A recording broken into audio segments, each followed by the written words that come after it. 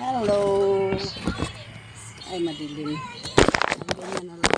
Nagluluto ako ng spaghetti. Kasi yung aking mga tiyanatos ay gusto nilang kumain ng spaghetti. Kaya iyan, nagluto siya ako ng spaghetti. Ayan yung handa. Ay, yung ano, lulutuin ko. Spaghetti. Spaghetti. Bahala kayo. Basta ako, magluluto ako ng spaghetti. Kung may pambili kayo, bumili kayo. Pag wala, wala akong magagawa. Kumuha kayo dyan. Basta ang importante, magluto ako ng spaghetti. Huwag ka na makulit. May ginagawa ko. Pwede?